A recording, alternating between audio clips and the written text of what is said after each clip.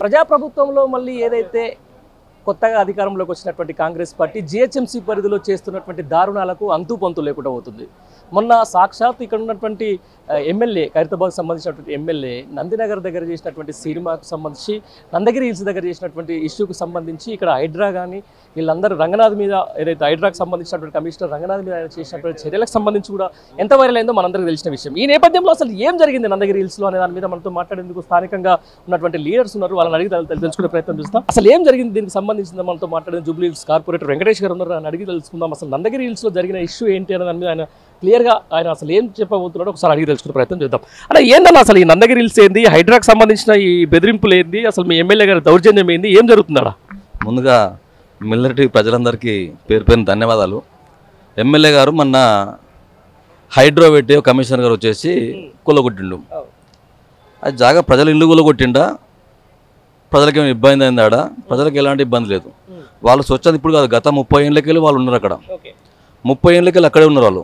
2009లో double bedroom కొన్ని allotment అయిన వాళ్ళకు 272 మందికి డబుల్ బెడ్రూమ్ అప్లోడ్ అయిన వాళ్ళకు లీగల్. ఇప్పుడు ప్రతి దగ్గర వాళ్ళ దగ్గర పట్టా ఉంది, కొంతమంది దగ్గర బయట ఉండరు, కొంతమంది అక్కడనే ఉండరు.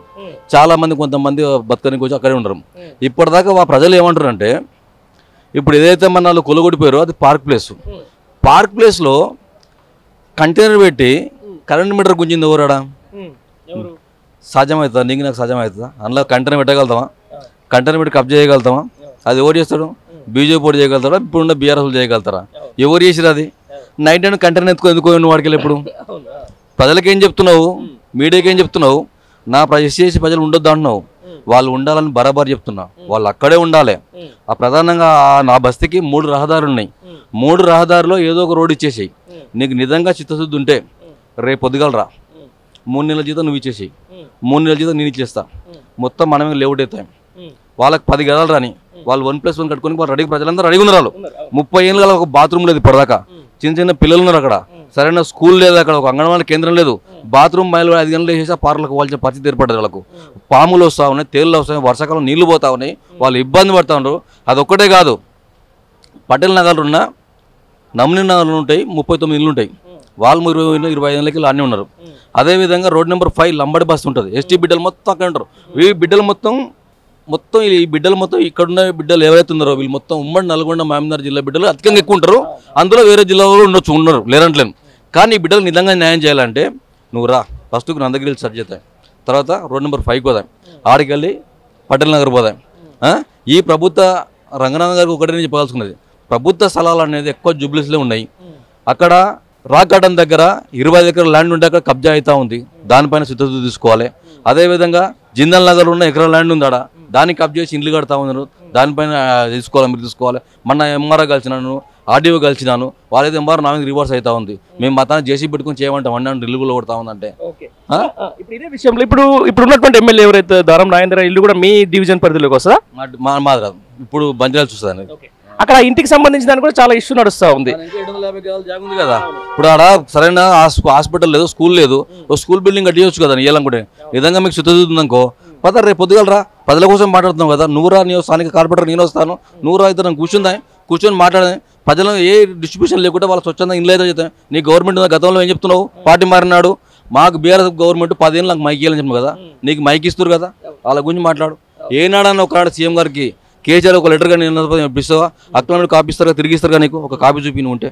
దాంతో పాటు అన్న ఇప్పుడు ఏం డిమాండ్ చేస్తారు అక్కడ? అసలు ఏం జరుగుతున్నాడు అసలు ఎగ్జాక్ట్గా జనాలకు తెలవాల్సిన అవసరం ఉంది. ఆయన ఏమంటున్నాడు, రేపు జిహెచ్ఎంసీ ఎలక్షన్లు వస్తున్నాయి, ఇట్లా వీళ్ళు కమిషనర్ ఇట్లా చేస్తే మేము ఏం ముఖం పెట్టుకుని ఓట్లేదు అని చెప్పేసి ఏమో ఎమ్మెల్యే అంటున్నాడు. అసలు నిజంగా ప్రజలకు తెలవాల్సిన అవసరం ఉంటుంది. ఏం జరిగింది? ఉన్నది 1000 గదాల జాగా ఏదైతే ఉందో అందులో కంటైనర్ పెట్టింది ఎవరు తెలవాలి. ఫస్ట్ సీసీ కెమెరాలు ఉన్నాయి.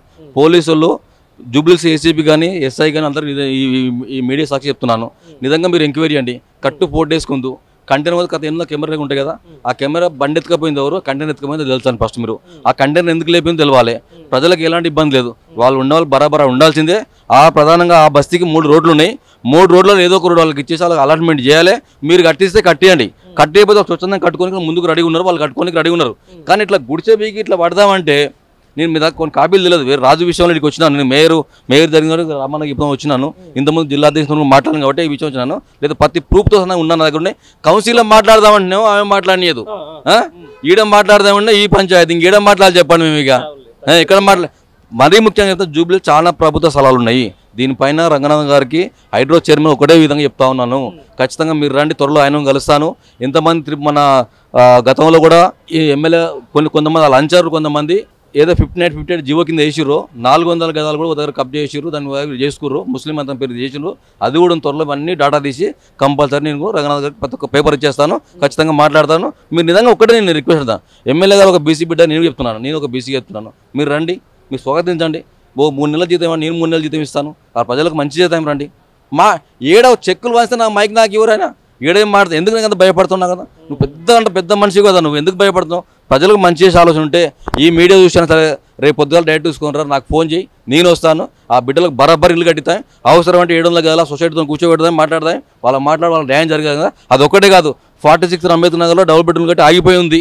అది ఇప్పటిదాకా అవుతలేదు. అది ఎందుకు అవుతలేదు చెప్పాలి ఖచ్చితంగా. ఇవన్నీ కూడా చేయాలని ఈ మీడియా సాక్షి చెప్తున్నాను. Thank you. ఇది మొత్తానికి ఏదైతే స్థానిక ఎమ్మెల్యే ఉన్నాడో ఖైరతాబాద్ ఎమ్మెల్యే దానం నాగేందర్ గారు చేస్తున్నటువంటి వ్యాఖ్యలకు ఇక్కడ స్థానిక కార్పొరేటర్ చెప్తున్నటువంటి మాట ఇది. మొత్తానికి అసలు నిజాలు కూడా ఇక్కడ ఏదైతే స్థానిక కార్పొరేటర్లు చెప్తారో తెలుస్తుంది. ఏదైతే జిహెచ్ఎంసీ ఎలక్షన్లకు నేను ఎట్లా పోను, లేకపోతే అక్కడ స్థానిక ప్రజలను నేను ఏ విధంగా సంపాదించాలని చెప్పేసి ఆయన మొన్న ప్రెస్ మీట్తో మాట్లాడినటువంటి మాటకు ఇక్కడ జస్టిఫికేషన్ అయితే వచ్చింది. స్థానిక కార్పొరేటరే చెప్తా ఉన్నారు ఈరోజు మొత్తం పూర్తి స్థాయిలో అక్కడ 1000 గజాలకు కబ్జా పెట్టింది ఇక్కడ ఉన్నటువంటి ఎమ్మెల్యే. లేకపోతే అక్కడ అదే విషయం మీద మాట్లాడడానికి స్థానికంగా ఉన్నటువంటి కార్పొరేటర్ మాట్లాడదు, మేయర్ కూడా ఆయనకే ఒత్తాసు పలుకుతుందని చెప్పేసి కూడా చెప్తున్నటువంటి పరిస్థితి. Thank you.